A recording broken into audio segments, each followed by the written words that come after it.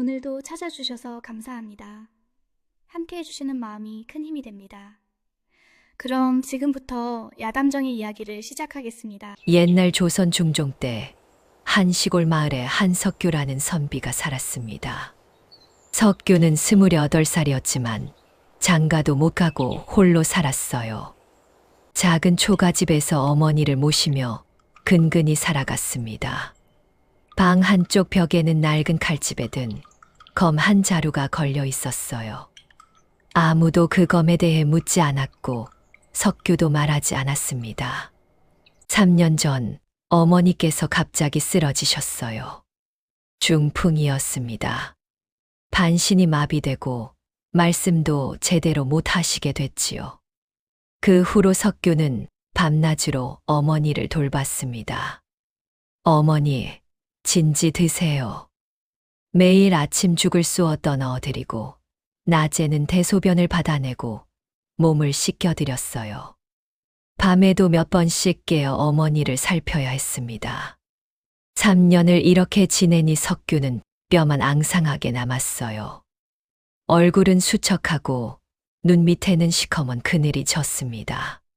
석규야, 이러다 내가 먼저 쓰러지겠구나. 이웃 아주머니들이 걱정했어요. 그런데 이 마을에는 석규보다 더 큰 골칫거리가 있었습니다. 바로 박진사였어요. 박진사는 마을에서 땅이 제일 많은 부자였습니다. 하지만 성품이 고약하기로 유명했지요. 젊은 과부나 처녀들을 탐내고 힘없는 사람들을 괴롭히는 못된 사람이었어요. 어느 날 박진사가 마을을 어슬렁거리다가 한 처녀를 봤습니다. 월향이라는 처녀였어요. 바보로 소문난 처녀였지만 얼굴이 곱고 힘이 장사였습니다. 저 처녀 괜찮은데 바보라지만 첩으로 삼으면 되지. 박진사가 월향의 오두막으로 찾아갔어요. 월향이 어디 있나?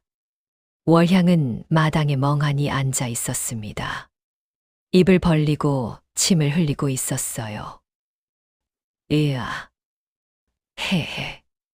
박진사가 음흉하게 웃었어요. 좋아. 이 처녀를 내 집으로 데려가야겠어. 그날 저녁 박진사는 중매장이를 불렀습니다. 월향이란 바보 처녀, 내가 첩으로 삼을 테니 혼담을 정리하게. 하지만 중매장이 박씨 할멈은 단호하게 고개를 저었어요. 안 됩니다. 그 아이는 이미 혼처가 정해졌어요. 뭐, 누구한테? 한석규한테 말입니다. 박진사가 버럭 화를 냈어요. 그 가난뱅이 선비한테 안 돼. 내가 낙점한 여자야. 늦었습니다. 이미 혼담이 오갔어요.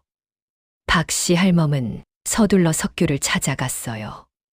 석규, 큰일이야. 박진사가 월향을 노리고 있어. 석규는 월향이란 이름을 처음 들었어요. 월향이요. 그게 누군데요? 마을 끝에 사는 바보 처녀야. 정신은 좀 모자라지만 힘이 세고 착해. 어르신 간병하기에 딱이란다. 하지만 할머니. 박씨 할멈이 석규의 손을 꽉 잡았어요. 석규야, 사실 내가 너를 오래 지켜봤어. 넌 착하고 의로운 사람이야.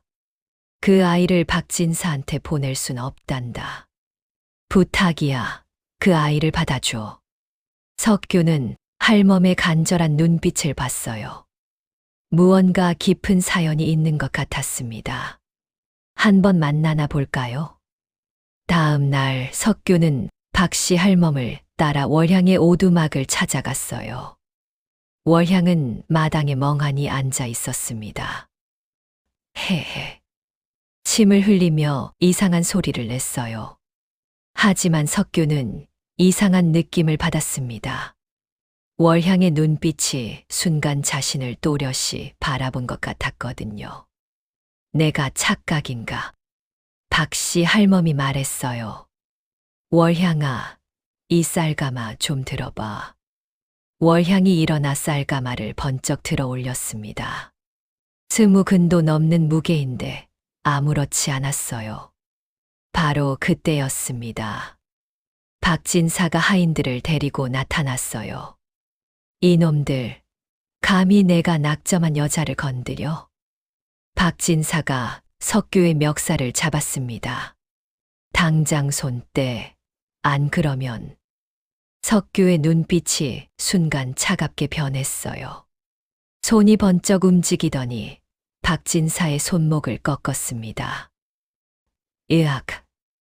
박진사가 비명을 질렀어요. 석규의 손아귀 힘이 보통이 아니었습니다. 이봐요, 박진사. 폭력은 안 됩니다. 석규는 조용히 말했지만 그 목소리에는 힘이 실려 있었어요. 박진사가 손목을 부여잡으며 물러났습니다. 너 각오해. 박진사가 도망가듯 떠났어요. 박씨 할멈이 석규를 보며 미소 지었어요. 역시 내 눈은 틀리지 않았어. 할머니, 아무것도 아니야. 어서 혼인 준비를 하자꾸나. 사흘 후 간소하게 혼례를 치렀습니다. 월향은 혼례복을 입고도 멍한 표정이었어요. 큰절을 올릴 때도 비틀거렸습니다. 하객들이 키득거리며 웃었어요. 하지만 석규는 월향을 조용히 일으켜 세웠습니다. 괜찮소. 천천히 하시오. 석규의 따뜻한 말에 월향의 눈빛이 순간 또렷해졌다가 다시 멍해졌어요. 혼례가 끝나고 석규는 월향을 집으로 데려왔습니다. 첫날 밤이었습니다.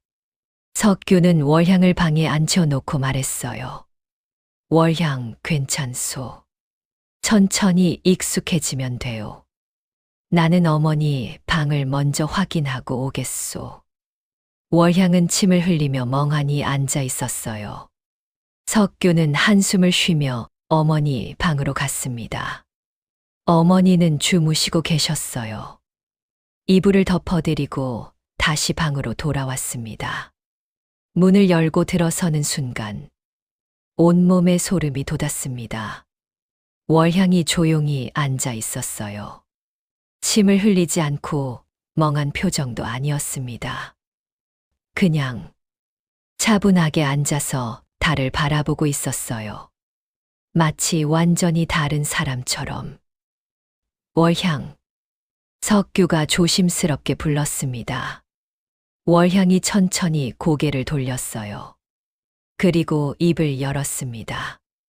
놀라셨죠? 또렷하고 맑은 목소리였어요. 석규는 입이 떡 벌어졌습니다. 너무 놀라서 뒤로 물러나 벽에 등을 붙였어요. 당신은 누구요? 귀신이요? 월향이 슬픈 미소를 지었어요. 귀신이 아니에요.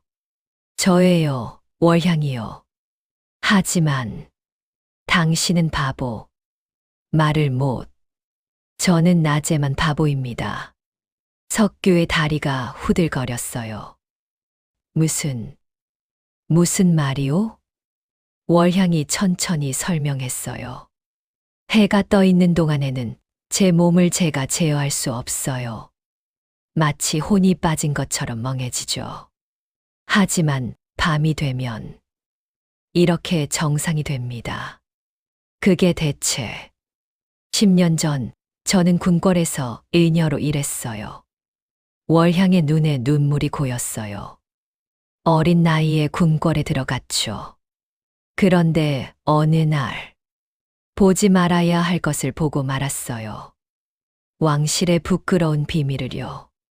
저를 죽이려 했지만 어린 아이를 죽일 수는 없었나 봐요. 대신 이상한 약을 먹였어요. 그 후로 이렇게 됐습니다. 낮에는 바보, 밤에는 정상. 석규는 믿기지 않았지만 월향의 눈빛은 거짓말을 하고 있지 않았어요. 10년을 그렇게 네. 살기 위해서요. 월향이 석규를 바라봤어요. 부탁이 있어요.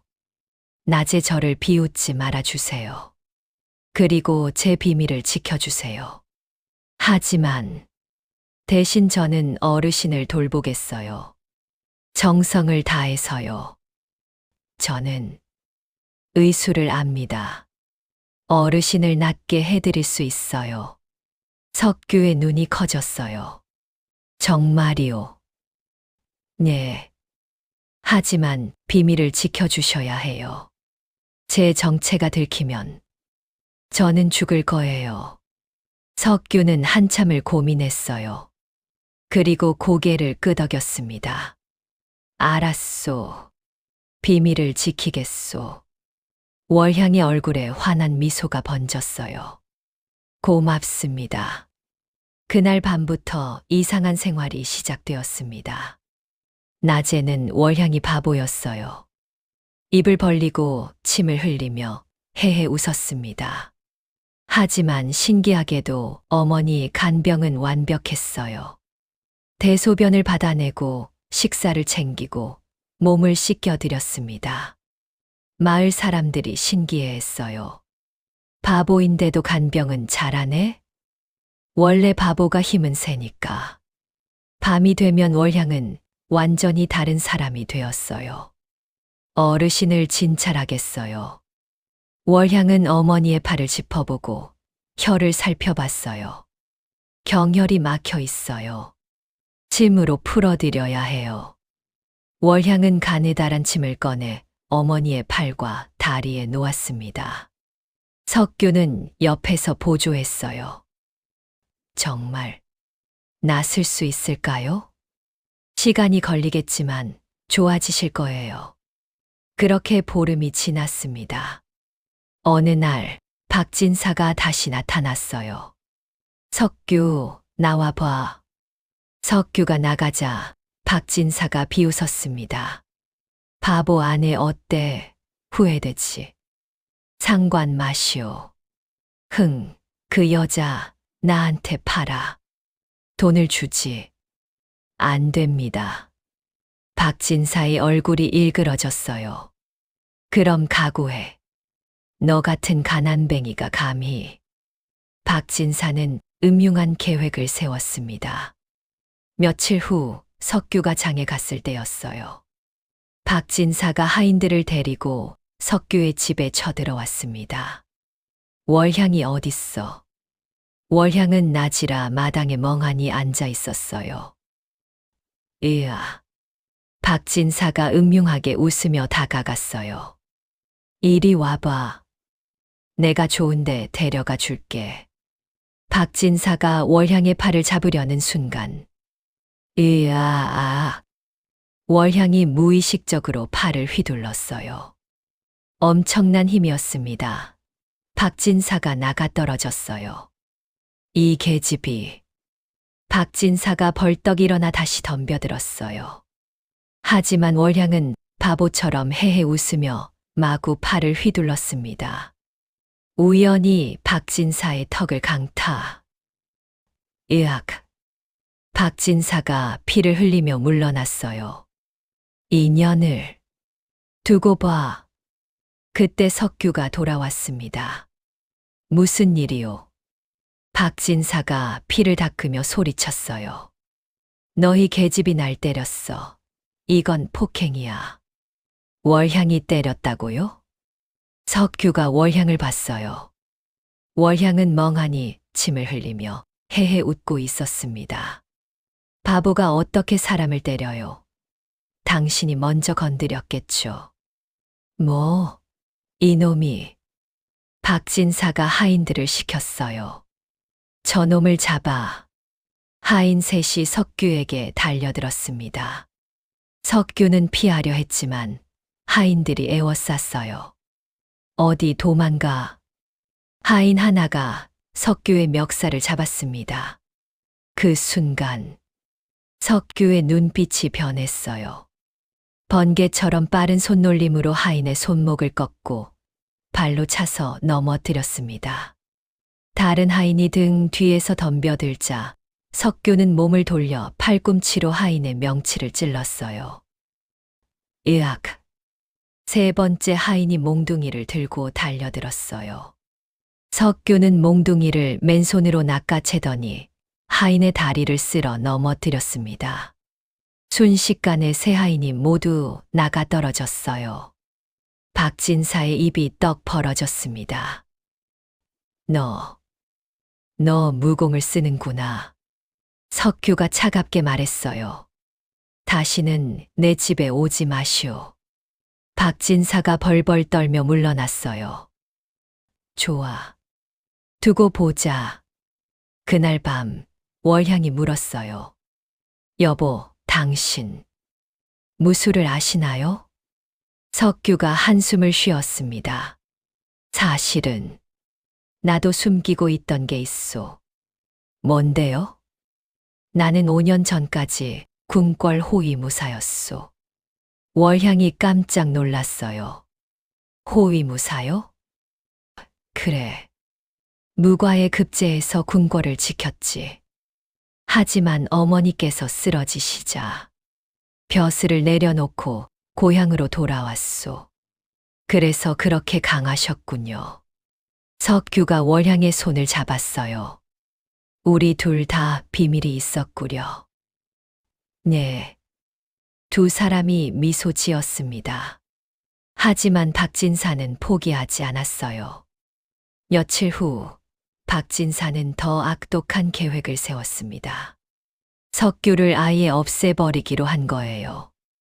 어느 날 밤 박진사가 마을 관아에 고발했습니다.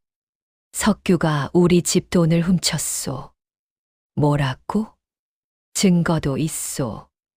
박진사는 석규의 집 근처에 미리 돈주머니를 묻어놨어요. 그리고 관아 사람들을 데려와 파냈습니다. 봐라, 여기서 우리 집 돈주머니가 나왔다. 석규가 억울해했어요. 아니요, 나는 훔친 적 없소. 말이 많아. 잡아가.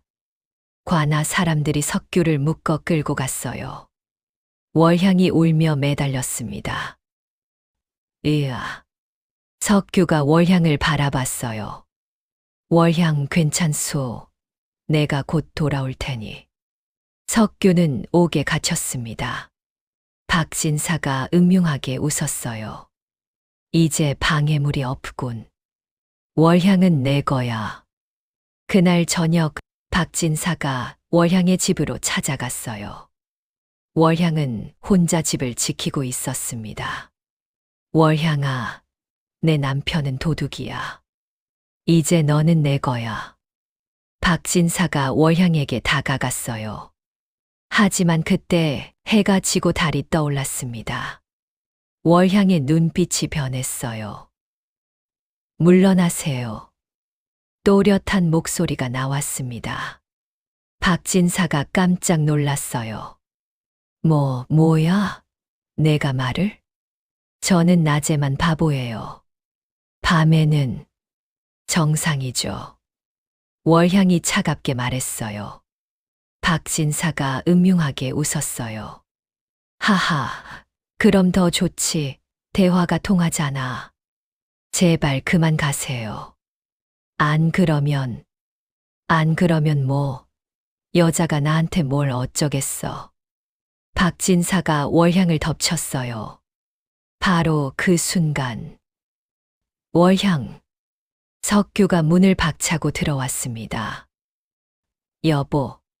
석규는 옥문을 부수고 탈출한 것이었어요.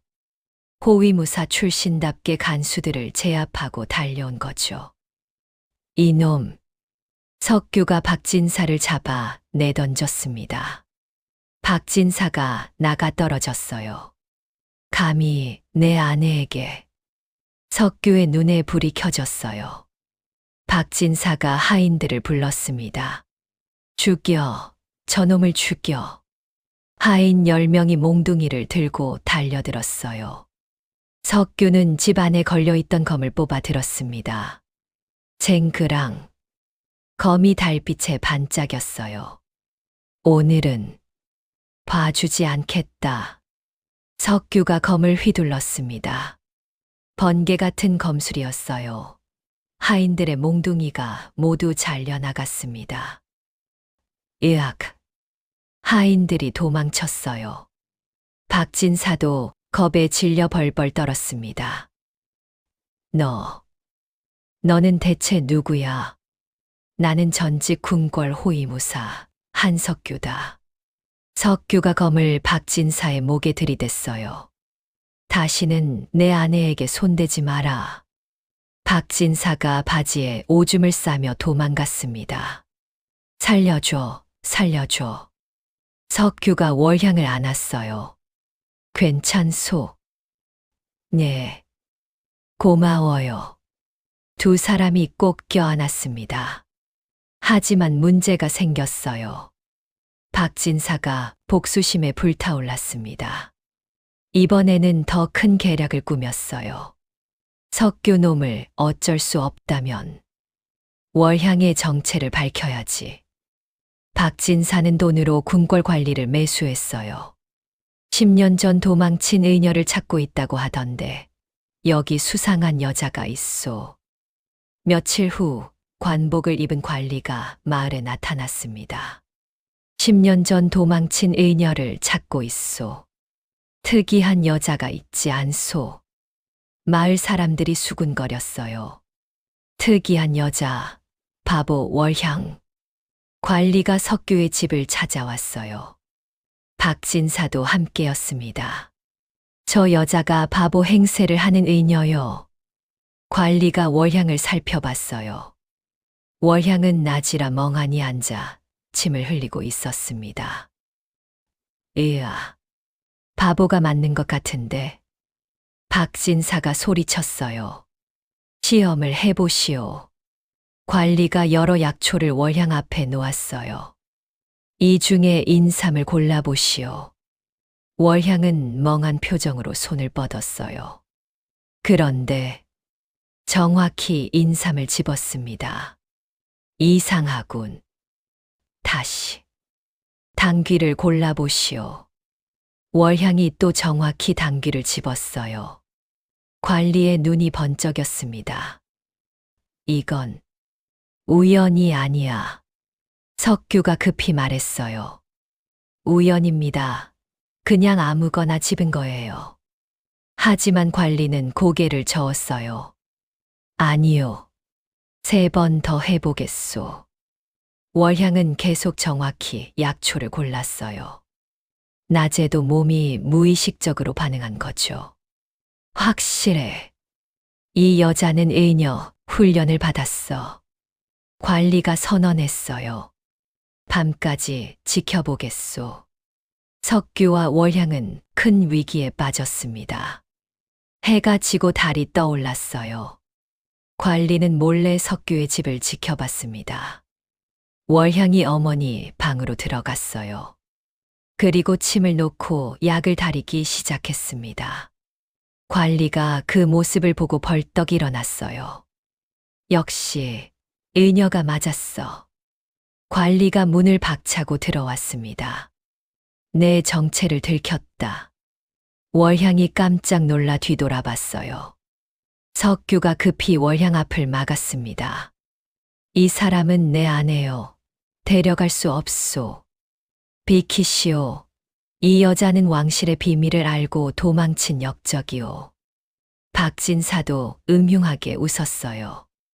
이제 끝이로군. 바로 그때 마을 입구에서 마차 소리가 들렸어요. 한 백발 노인이 마차에서 내렸습니다. 중매장이 박씨 할멈도 함께였어요. 그만두시오. 관리가 뒤돌아봤어요. 당신은 누구요? 나는 의원 소동이라 하오. 이 아이의 스승이지. 노인이 월향에게 다가왔어요. 월향아, 오랜만이구나. 스승님. 월향의 눈에 눈물이 고였어요. 노인이 관리에게 말했어요. 이 아이는 억울하게 당했소. 10년 전 왕실의 부끄러운 비밀을 봤다는 이유만으로 독약을 먹였지. 하지만 명은 명이요. 관리가 고집을 부렸어요. 노인이 품에서 무언가를 꺼냈습니다. 그것은 임금의 밀지였어요. 이걸 보시오. 새 임금께서 즉위하셨소. 그 옛날의 비밀은 이미 밝혀졌소. 이제 이 아이를 찾는 이유는 치료하기 위함이오. 관리가 밀지를 확인하고 고개를 숙였습니다. 죄송합니다. 박진사가 당황했어요. 뭐야? 이게 무슨... 노인이 박진사를 노려봤어요. 내가 돈으로 관리를 매수했다는 것도 다 알고 있다. 관리가 박진사를 잡았어요. 이놈, 관리 매수죄로 잡아가겠다. 안 돼, 살려줘. 박진사가 끌려갔습니다. 중매장이 박씨 할머니 석규에게 다가왔어요. 석규야, 사실은 말이야. 네. 나는 소동의원의 오랜 친구란다. 월향이를 지켜줄 착한 사람을 찾고 있었어. 할멈이 미소 지었어요. 내가 전직 무관이라는 것도 알고 있었지. 그래서 일부러 너를 골랐단다. 석규가 깜짝 놀랐어요. 그럼 모든 게 계획이었단 말입니까? 그래. 월향이를 지켜줄 수 있는 사람은 너뿐이라고 생각했어. 노인이 월향에게 작은 병을 건넸어요. 이게 해독제란다. 이걸 먹으면 낫을 수 있어. 월향이 병을 받았어요. 정말 낫을 수 있나요? 그래. 하지만 선택은 내가 해야 한다. 노인이 말했어요. 이 약을 먹고 궁으로 돌아가 의녀로 복직할 수도 있고 아니면 여기 남을 수도 있어. 월향은 석규를 바라봤어요. 석규도 월향을 바라봤습니다.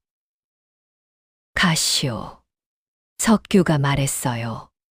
당신이 낫는 게 중요하오. 하지만 나는 괜찮소. 월향이 고개를 저었어요. 아니에요. 저는 여기 남고 싶어요. 월향, 해독제만 주시면 여기서 치료받겠어요. 저는 이미 이곳에 제 가족이 있어요. 월향이 석규의 손을 꼭 잡았어요. 제 남편과 어머님이 계십니다. 석규의 눈에 눈물이 고였어요. 월향, 마을 사람들이 모두 감동했습니다. 저렇게 서로 아끼는데 우리가 바보라고 비웃었네. 일주일 후 월향이 해독제를 먹었어요. 그리고 하루가 지나자 기적이 일어났습니다. 해가 떠올랐는데도 월향이 정상이었어요. 여보, 낮에 이렇게 말하니 너무 신기해요. 월향이 또렷한 목소리로 말했어요. 석규가 월향을 끌어안았습니다. 정말 다행이요. 어머니도 완전히 회복하셨어요. 이제는 혼자 걸으실 수 있었습니다. 며느리 덕분이야. 어머니가 월향의 손을 잡았어요. 정말 고맙구나. 아니에요, 어머님. 저야말로 감사해요. 저에게 가족을 주셨으니까요. 마을 사람들이 찾아와 사과했어요. 우리가 바보라고 비웃어서 미안하오. 월향이 웃으며 말했어요. 괜찮아요. 다 지난 일이에요. 그 후로 월향은 마을의 의원이 되었어요. 아픈 사람들을 정성껏 치료해 주었습니다. 석규는 작은 서당을 열어 아이들을 가르쳤어요. 가끔 무술도 가르쳤습니다. 두 사람은 어머니를 모시고 행복하게 살았습니다. 어느 날 저녁 석규와 월향이 마루에 앉아 달을 보고 있었어요. 여보, 기억나요? 우리 첫날 밤. 월향이 웃으며 물었어요. 당연하지. 그때 정말 놀랐소. 바보인 줄 알았던 아내가 갑자기 말을 하니 소름 돋았죠? 하하, 그래. 소름이 쫙 돋았지. 귀신인 줄 알았어. 두 사람이 웃었어요. 석규가 월향의 손을 잡았어요. 하지만 그 덕분에 당신을 제대로 알게 됐소. 겉모습이 아니라 진짜 마음을요. 저도요. 당신이 평범한 선비인 줄 알았는데 알고 보니 멋진 무관이었잖아요. 하하, 우리 둘 다 비밀이 있었지. 월향이 석규의 어깨에 머리를 기댔어요. 저는 10년간 바보로 살았어요. 사람들의 비웃음을 받으며요. 하지만 그게 저를 당신에게 데려다 줬어요. 나도 마찬가지요. 무관을 그만두고 고향에 돌아와 가난하게 살았지만 그래서 당신을 만났소. 두 사람은 꼭 껴안았습니다. 여보, 우리 약속해요. 무슨 약속? 앞으로는 서로에게 비밀 없이 살아요. 그래. 약속하오. 달빛이 두 사람을 비추고 있었어요. 집 안에서는 어머니가 평화롭게 주무시고 계셨습니다. 마을은 고요했고 멀리서 귀뚜라미 소리가 들려왔어요. 이 이야기는 우리에게 가르쳐 줍니다. 사람을 겉모습만 보고 판단하지 말라고요. 바보처럼 보였던 월향은 실은 누구보다 지혜로운 사람이었습니다. 평범한 선비처럼 보였던 석규는 용감한 무관이었어요. 그리고 진정한 사랑은 조건이 없다는 것을요. 석규는 월향이 바보든 천재든 상관없이 그녀를 지켰어요. 월향도 궁궐로 돌아갈 수 있었지만 사랑하는 남편 곁을 선택했습니다. 첫날 밤에 소름 돋는 실체는 바보가 아니라 천재였고 약점이 아니라 사랑이었으며 끝이 아니라 시작이었습니다. 서로의 비밀을 알게 된 그날 밤부터 두 사람의 진짜 인생이 시작된 거예요. 그렇게 두 사람은 서로를 지키며 행복하게 살았답니다.